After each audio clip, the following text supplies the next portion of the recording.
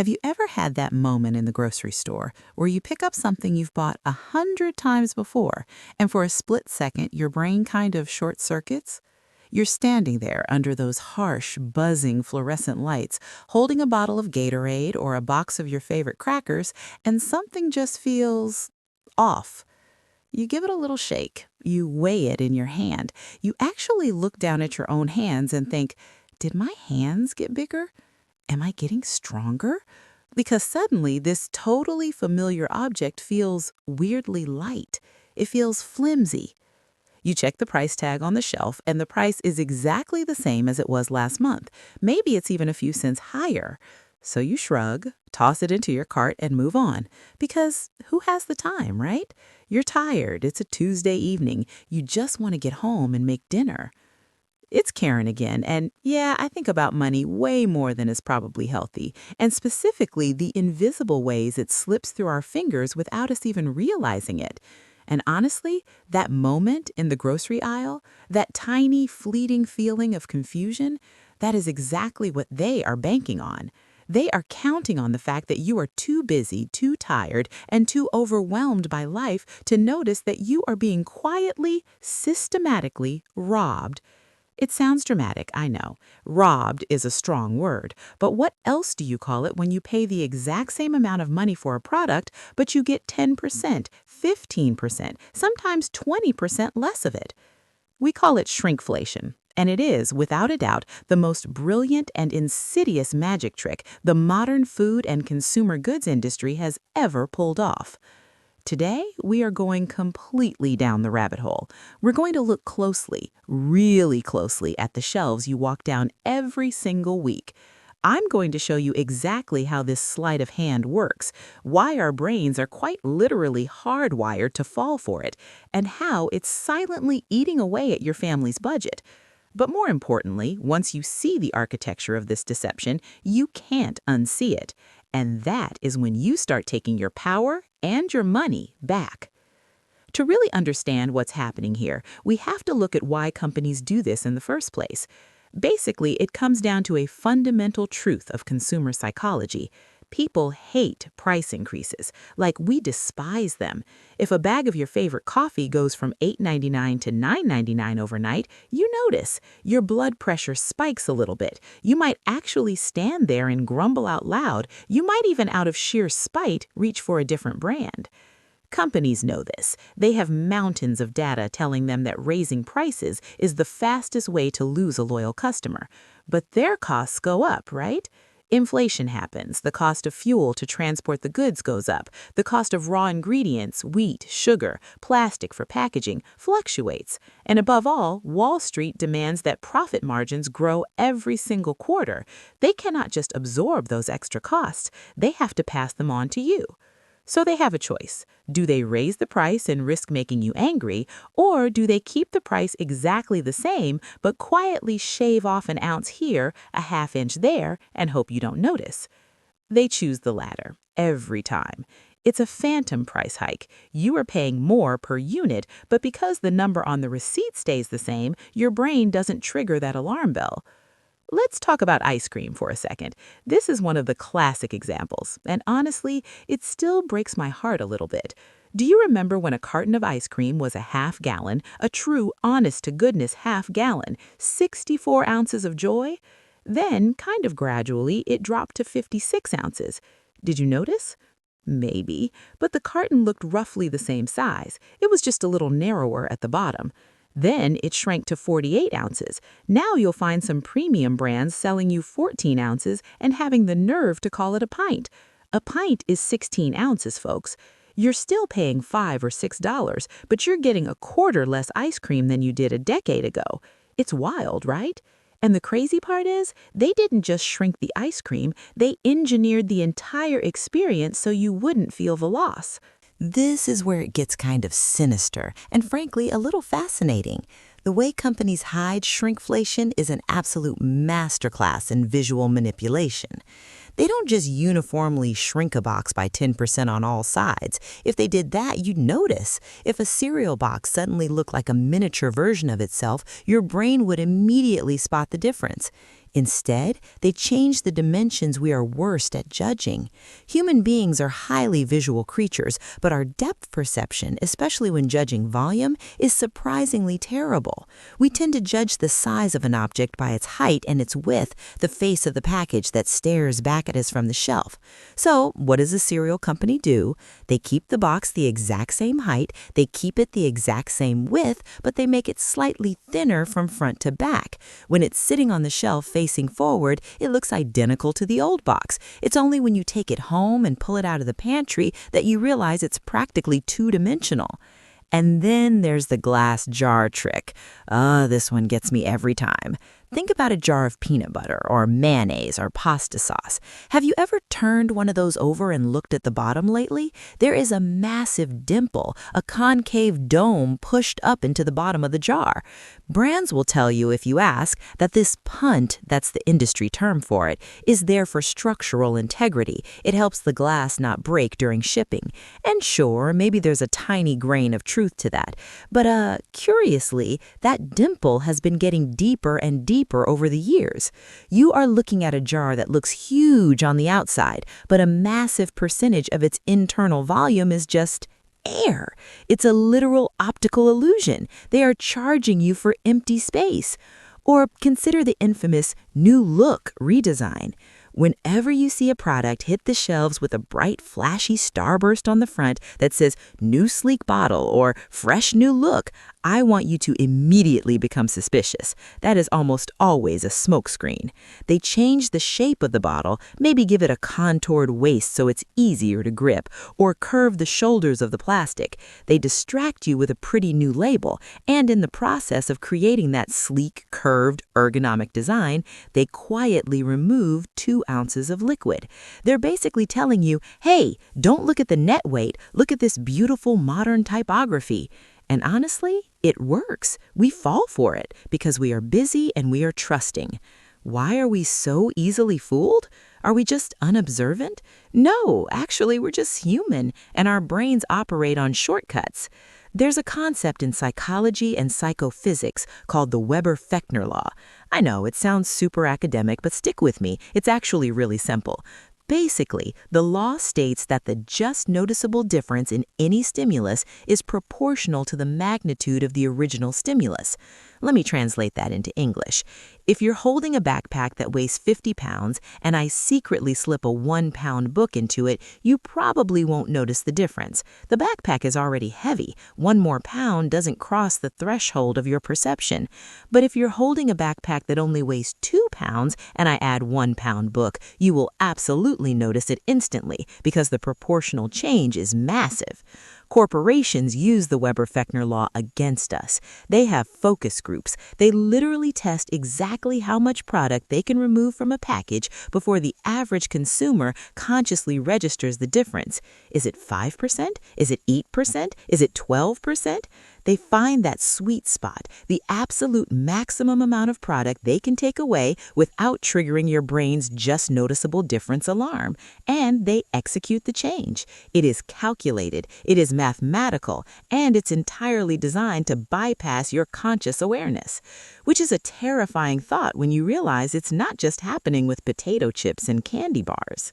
You might be sitting there thinking, okay, Karen, so my bag of Doritos has 5 fewer chips in it. Is this really a crisis? Does this really matter? Yes, it matters. It matters profoundly because it's not just one bag of chips. It's your paper towels, it's your trash bags, it's your dog's food, it's your dish soap, your shampoo, your toothpaste, your bread, your frozen vegetables. It is happening in almost every single aisle of the grocery store. And the financial impact of this is cumulative. Let's do some quick, entirely non-scary math.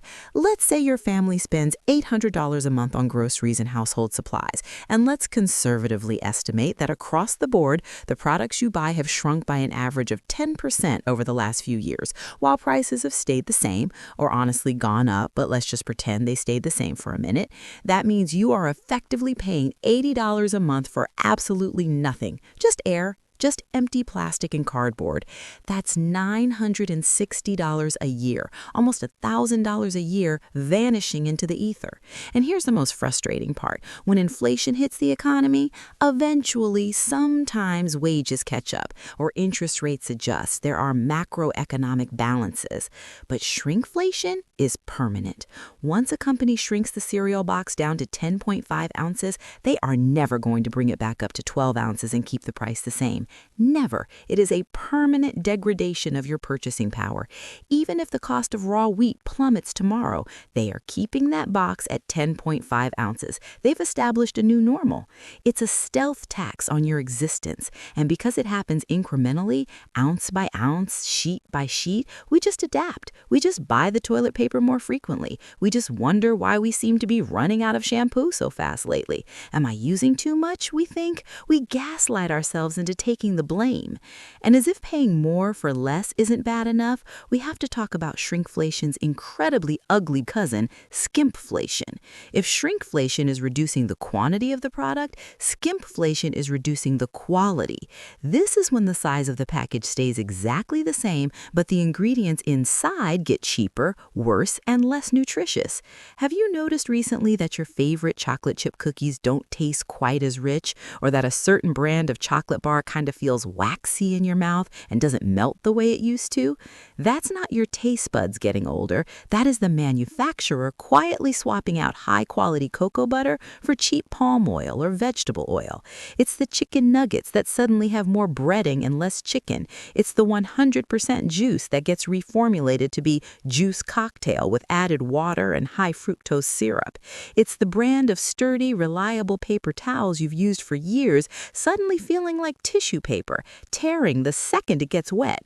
This, to me, is almost more insulting than shrinkflation. With shrinkflation, they are stealing your money. With skimpflation, they are stealing your experience. They are taking a product you learned to trust, a product you incorporated into your life or your family's routine, and they are hollowing it out from the inside.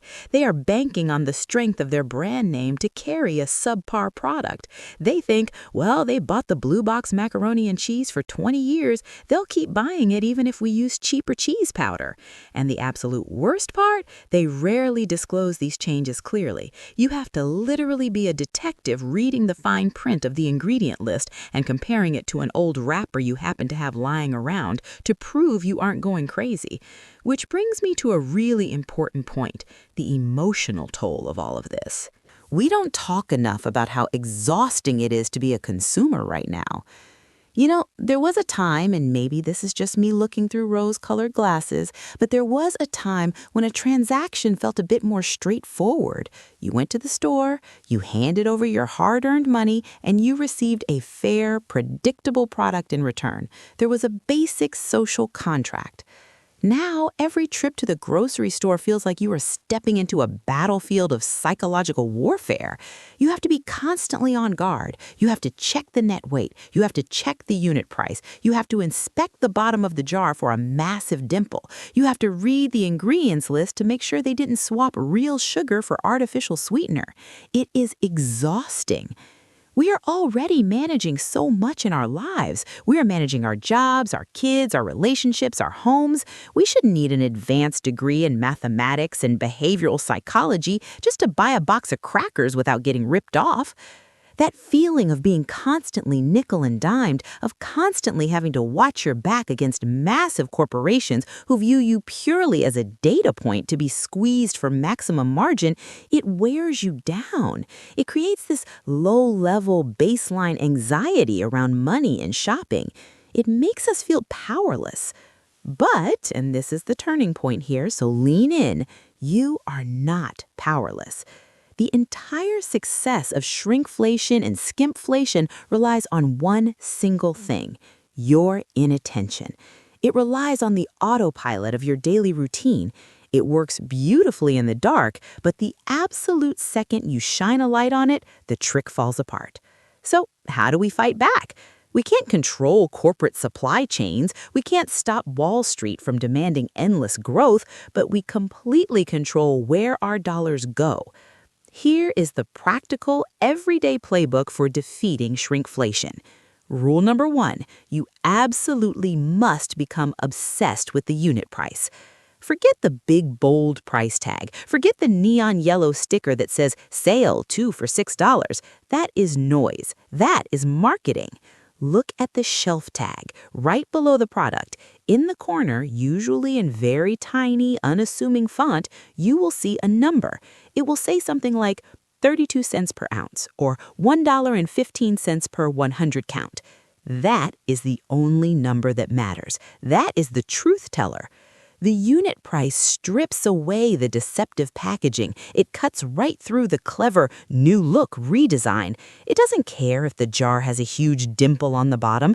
It simply tells you exactly how much you are paying for the actual substance you are consuming.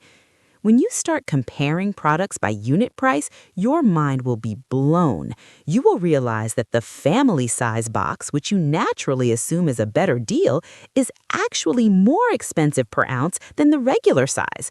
You'll realize that buying 2 smaller bottles of ketchup on sale is actually cheaper than buying the massive jug. It takes an extra 3 seconds to look at the unit price, but it will save you hundreds of dollars a year. It is your shield. Rule number 2, break up with your brands. I need you to hear this. Brand loyalty is costing you a fortune. We get attached to brands. It's comfortable. You buy the same brand of laundry detergent your mom bought because the smell reminds you of home. I get it. I really do. But these massive corporations do not love you back. They view your loyalty as a vulnerability to be exploited. They know that because you are fiercely loyal to their specific brand of peanut butter, you are the least likely person to check the label when they shrink the jar. You have to be willing to walk away.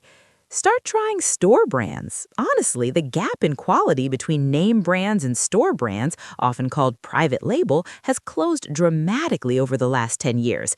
In many cases, the store brand is literally manufactured in the exact same facility on the exact same assembly line as the name brand. They just slap a different label on it at the end. Store brands are the last to shrink their sizes because their entire value proposition to the consumer is being the cheaper, fairer alternative. Be ruthless. If your favorite brand of orange juice drops from 59 ounces to 52 ounces, put it down, reach for the competitor that is still offering a full half gallon. Vote with your wallet. It is the only language they speak. Rule number 3, shift your diet toward the unshrinkable. This one is a bit more of a lifestyle shift, but it's powerful. Have you ever noticed that you can't shrinkflate a potato? You can't put a dimple in the bottom of an apple. You can't pump an onion full of air. You can't put a sleek new look label on a bunch of bananas to hide the fact that there are fewer of them. Whole foods, produce, raw meats, bulk grains, dried beans are sold by the pound. The transaction is completely transparent. You put it on the scale, you see the weight, you pay for that exact weight. The vast majority of shrinkflation and skimpflation happens in the middle aisles of the grocery store. It happens in the highly processed, highly packaged foods. Every time you replace a highly processed boxed meal with ingredients you combine yourself, you are stepping out of their trap. I'm not saying you have to make everything from scratch. We are busy. But even small shifts, like buying a large tub of plain yogurt and adding your own fruit instead of buying the tiny, individually portioned, heavily sugared, aggressively shrinkflated yogurt cups, makes a massive difference over time. You get more food, you get better quality food, and you keep your money out of the hands of packaging executives. Rule number 4.